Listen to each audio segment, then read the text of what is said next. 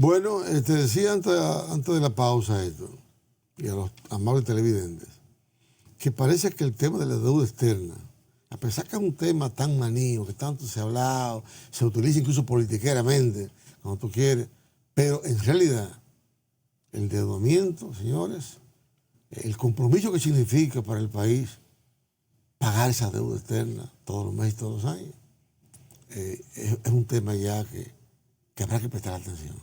Dice la información que está en Ahora Matinal que ya llegó a un nuevo récord la deuda externa del país y ya ronda los 60.000 millones de dólares. 60.000 millones. De manera que este es un tema.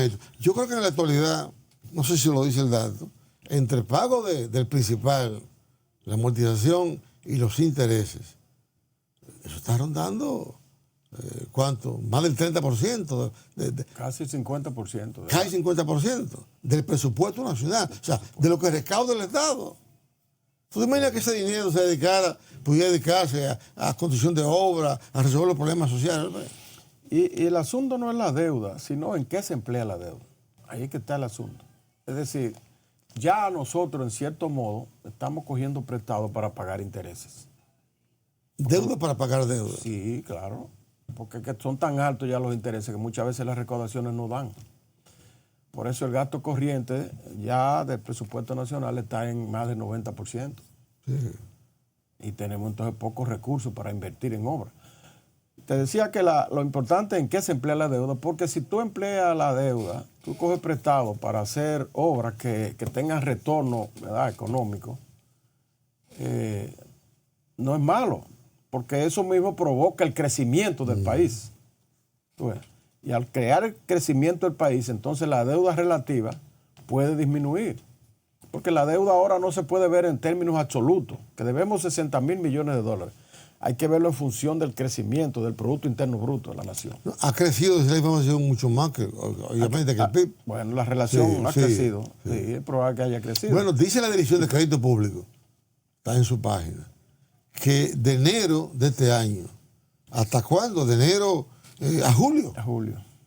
La deuda externa ha crecido 13.298 millones de dólares. En términos absolutos. Sí, en términos absolutos. Pero en términos relativos con relación al Producto Interno Bruto. Hay que verlo. No. También la nota señala, incluso, déjame ver si la encuentro aquí. También habla de que con relación al Producto Interno Bruto también está por encima. Es más, la gráfica que trae Ahora Matinal, ojalá pues me la pusieran ahí la título que dice la deuda pública de RD alcanza. Esa gráfica, mírala ahí, esa gráfica que la hizo Gemini, coloca. No la han puesto aquí. Bueno, pues ponlo así. La que dice deuda pública. Sí, es para arriba que está. Es más para arriba que está. Dice deuda pública el título. Más para arriba. No. Dale más para abajo entonces. Dale más para abajo. El asunto es esto. Y el gobierno, mira ahora, este plan esta reactivación de la economía que se va a producir según se ha anunciado, es en base también, incluye préstamos. Sí. No acaba la Cámara o los diputados, creo que fue, o el Congreso, de aprobar el nuevo presupuesto de la Cámara de Diputados. Que incluye préstamos. Incluye 10.000 millones de pesos más en préstamos. Entonces es un problema como para pensarlo. Y no solamente los de abajo, los de arriba, porque si la economía del país se desestabiliza, y me refiero que la deuda, el pago de la deuda sea tan grande que siga restringiendo el gasto social y la inversión pública sobre todo. Entonces podemos ver una situación embarazosa. Y fíjate, eso va a seguir, hasta que nosotros no hagamos un giro en el manejo de la economía, eso va a seguir el endeudamiento, porque el problema es el déficit que hay en el presupuesto. Sí. El 3% del PIB, del Producto Interno Bruto, es déficit todos los años y nadie lo corrige. Todos los gobiernos lo arrastran para hacer realizaciones. Hasta que nosotros nos digamos, bueno, vamos a disminuir ese déficit, vamos a gastar de acuerdo a lo que nos ingresa. Pero queremos gastar más de lo que nos ingresa, entonces tenemos que buscar préstamos. Pero eso debe ser hasta un punto, porque no puede ser infinito. Bueno, Entonces, aumentar la presión fiscal, que es lo que se dice, algunos economistas. ¿Presión fiscal dónde? Que dice que somos el país que tiene presión fiscal más baja. Sí, un 14% se estima. Sí, pero ¿y a dónde vamos a buscar impuestos más aquí? Porque aquí lo que hay que cobrar los impuestos que están, que no se cobran. Meter más impuestos para no cobrarlos. El ITEVI se cobra un 50% nada más. Y el otro 50% no se cobra. Vamos a cobrar ese 50%. Que el ITEVI es la cosa más fácil de cobrar porque es el consumo. Pero las exenciones fiscales, Héctor, que rondan creo que 300 mil millones. Todo eso, pero yo me iría más por a cobrar. Vamos a cobrar lo que sí, no pero se cobra. Que es un proceso más lento, Héctor. Es más lento porque implica muchas cosas. ¿Entiendes? No, yo digo, siempre se ha dicho, no, que si le quitamos, si ponemos a las empresas que tienen incentivos, que no pagan impuestos, si le ponemos a pagar, entonces vamos a aumentar los precios. Oye, esto, sería preferible que eso aumente su precio, hay competencia.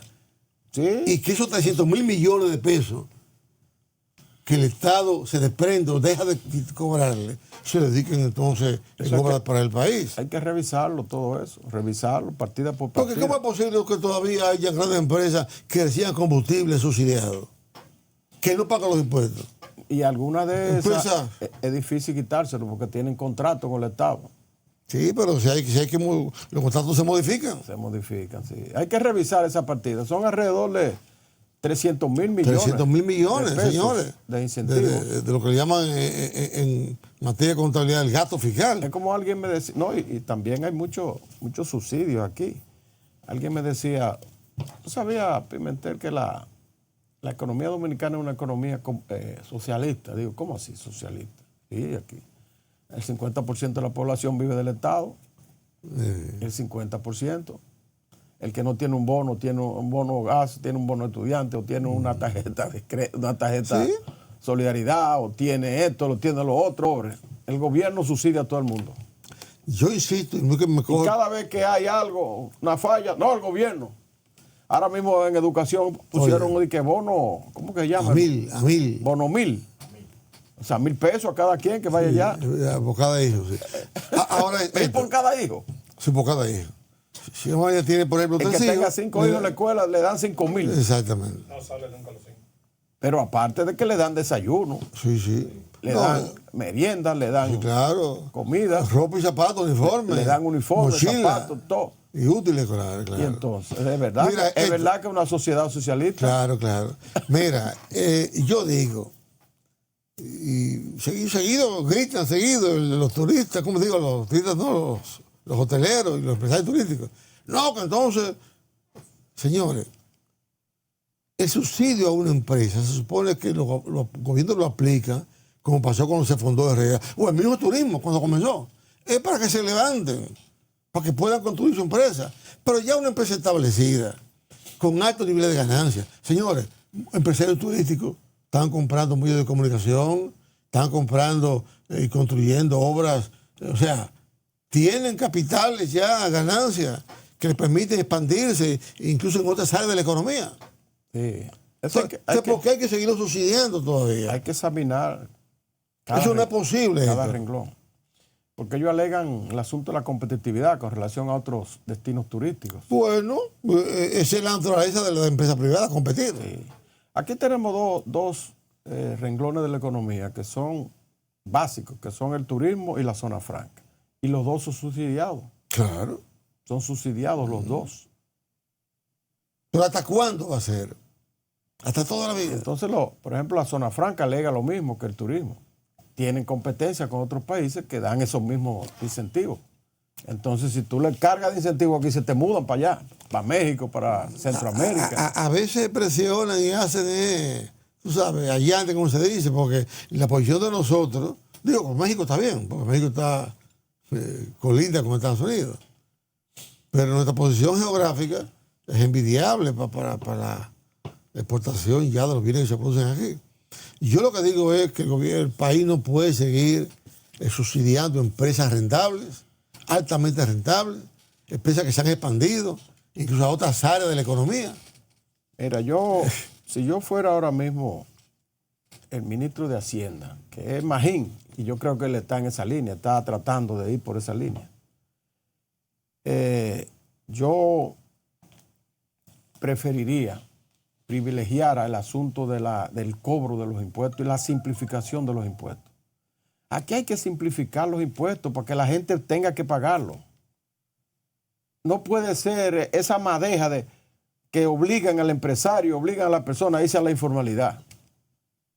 Tú tienes que... Yo recuerdo yo era senador cuando se hizo la reforma en 92, la reforma tributaria en 92, que consistió en bajar impuestos. Y todo el mundo decía, se va a caer el gobierno, no va a tener recaudación.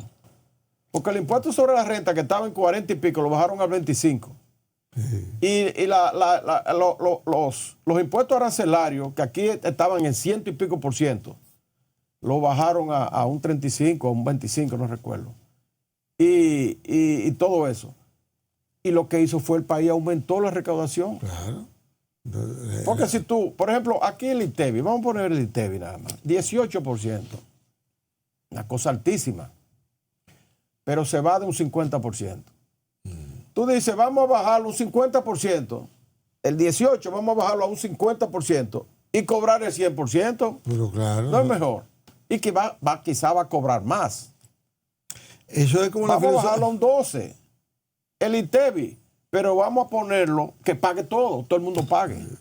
Sí, eso está claro, hay experiencia en muchos países de eso. Porque tú dices, bueno, el arroz y la habichuela no pagan, entonces viene un supermercado y cuando te reporta las ventas dice que el 80% que él vendió fue arroz y habichuela.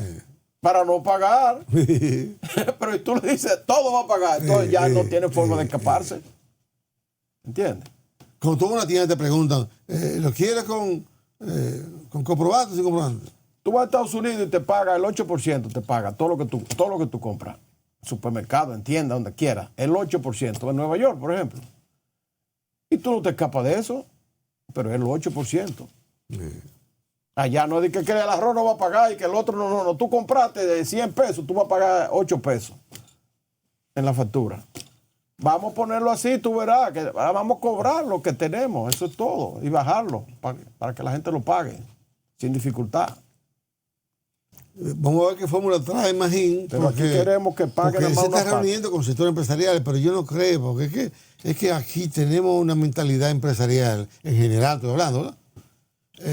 Una mentalidad rentista. No, pero los empresarios... Que en vez de buscar ganancias por la vía de la competitividad, de mejorar el producto, de bajar costo de producción de ese producto, en vez de ir por esa vía para obtener ganancias, no, pero se recurre o a elevación de impuestos o al subsidio del Estado. No, yo a veces entiendo. Lo que pasa es que aquí cada vez que queremos poner impuestos, nada más es a lo que pagan. ¿Entiendes? El sector empresarial a veces lo que reclama es disciplina fiscal también. Disciplina fiscal al gobierno, disminuir los gastos corrientes, disminuir el tamaño del Estado dominicano.